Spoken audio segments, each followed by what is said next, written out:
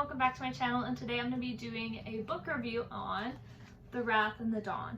So, by Renee Ahdieh. Yikes. Yeah, that.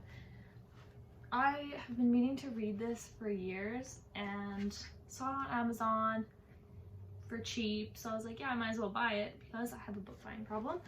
So I read this one the other day, and I also read the second one right after, but I'm just going to do a review on the first one. I'll read the back.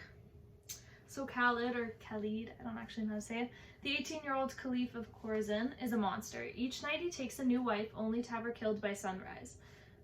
Shahrazad, I don't know how to say her name, is the first volunteer to become Khalid's bride. She vows to stop his reign of terror for the friend she lost, and for all those who perished before her. Incredibly, Shahrazad manages to survive her first morning, then the next. Night after night, she mesmerizes the Caliph with her storytelling, at once buying time and digging deeper in the elusive boy king's past. If Khalid is truly the murderous madman everyone says he is, how does Shahrazad find it so easy to fall for him? I'm for sure saying her name wrong, but anyway, that's what it's about. It sounded super interesting before I picked it up. So if you haven't read this, stop watching, go read it, and then come back. Okay, so page 5, it starts off with her before she even meets the Caliph. She's there, and then he makes her, like, he wants her to wear a necklace, and she's already giving attitude about it, and I'm like, this is gonna go well. It's like, you have to push back with the attitude. It's like, if you're gonna die anyway, if you know you're gonna die at that sunrise, or like that's what's expected, why wouldn't you just act with an attitude? Like, and so this book was also giving me Cruel Beauty vibes. I believe that's the right book. It's a book where he also kills his wife, I'm pretty sure, but it's because there's like a monster trapped inside of him. This one, it's because he's cursed, but still kind of similar. So, oh, and then page 20, they switch between, I'm gonna call her Shazzy because that's what they call her right now. I'm not gonna say her full name because I don't know how to say it. They switch between her, mostly her, and like Tariq. They kind of go actually between a few people's point of views, but Tariq loves Shazzy, and I'm like, I feel bad for him already because I know she's gonna fall in love with Khalid, because I just know that. Everybody knows that. Page 116. I guess I didn't really write anything for the first while.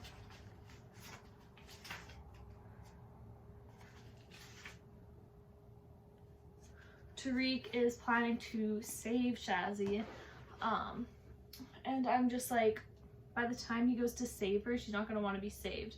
It's going to be very awkward for him.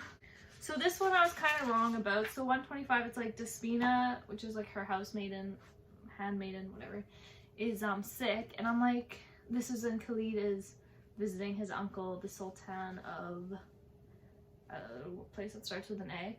But I figured, I was like, if he's away and he's like cursed, is like because he's away, does it make people sick? But I figured out, no, that's not it. She's pregnant, actually. Yeah. So 166, Khalid's like aware that he's starting to fall for Shazzy, and he's like, what are you doing to me, you plague of a girl? I thought that line was hilarious. And then she was like, if I'm a plague, then you should keep your distance unless you plan on being destroyed. I mean, her plan to kill him, that's why she was going there, really petered off fast. She didn't really give it a lot of effort. So when they have a bunch of people over for like a hunt, Tariq goes undercover. He's there. Salim, which is his uncle, the one that's like rude and wants the throne, he's saying like stuff about Khalid, about killing people, and then like she jumps in to like kind of defend him. And I was just like, Tariq is probably very confused. 291, or around that area, when, what's his face, the music guy, he gives her the carpet, the ratty carpet, and like she has magic. I just knew, I was like, this is gonna be the magic carpet that can fly. And I like, I don't know if this is like an Aladdin spinoff, or it's just because it's kind of an Arabian Nights love story. Okay, so it is kind of, but I like how it's the girl that can do the magic carpet now instead of Aladdin.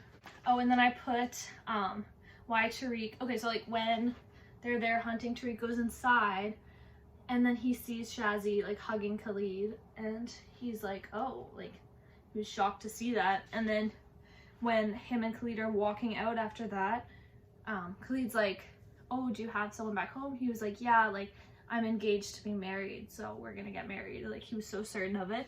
And I was like, why Tariq still thinks Shazzy will want to get married after seeing her with Khalid is beyond me. Like when he's talking to him after, I don't understand what is going through his brain. He's clinging to hope that is non-existent. Kind of feel bad for him.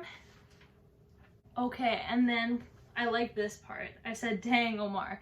I like him because he was talking to Tariq about Shazzy and he was like, hope she's worth it, blah, blah, blah. And then Omar was like, a shared history does not entitle you to a future, my friend. I love that line. And then he was like, Tariq was like, how did I expect you to understand? Like, you still have your wife. And then he's like, I don't have to lose my wife to understand the meaning of it. He's like, a child with a broken toy understands such things. So he's basically comparing him to a child. And he is acting like a child. Then 369, Tariq like breaks into the place or whatever, and he's like, wanting to save her, and she obviously doesn't want to leave. I don't understand what he thinks. But then Jalal's like, yeah, go with her. And I was like, what is he doing? Like, why is he sending her away? But that basically ends the first book. So it's just a short review for that. I'm going to talk a little bit about the second book. Just because I read this one so fast. It just like flew by. So the second one is called The Rose and the Dagger. And basically she's at the camp with everyone. There's so many different people there. Like obviously there's going to be betrayals. And she uses the magic carpet to go learn how to control her powers, figure out how to break the curse. And her dad has this book. Oh, if you haven't read the second book, stop watching and then come back, I guess. Her dad has the book that he used that power for, and basically Khalid needs to, he like linked his blood to this dagger, and then he has to like stab the book and then burn it to break the curse. So they grabbed the book from the dad, and then Khalid goes to destroy it, and then the dad notices the book is missing, so he takes his daughter to the Sultan Salim, the horrible uncle guy, and he's basically like, where's the book, blah blah blah, like I want the kingdom, like he's gonna come for you, so you're gonna come in the dungeon. And then they escape with Despina is actually his daughter too. She was undercover there for years, but she likes him better, so it's fine. And then basically what happens, before they have the book, Ursa, Shazzy's younger sister, grabs the book from the dad and meets her and Khalid out in the desert, and Rahim and Tariq follow. And then Tariq's like sees Khalid and he's like, I said the next time that I saw him I would kill him. So he goes to shoot an arrow, and like it goes to like Shazzy and Khalid's point of view, and you can tell like it's gotten quiet in the wind. I don't know how they tell, but they can tell an arrow's coming. So basically they both like try to push each other out of the way to save each other, and Tariq literally, the arrow goes through Shazzy's back. And I'm like, oh my god, you stupid guy, of course that happened. Like, you could have just not shot an arrow. Like, ugh. He was being very annoying. But, so that happened. She survived. It's fine, obviously. But, Rahim dies, which Ursa and him were starting to get together. And basically, they make Salim, what's it called? They make Salim give up trying to like take the throne.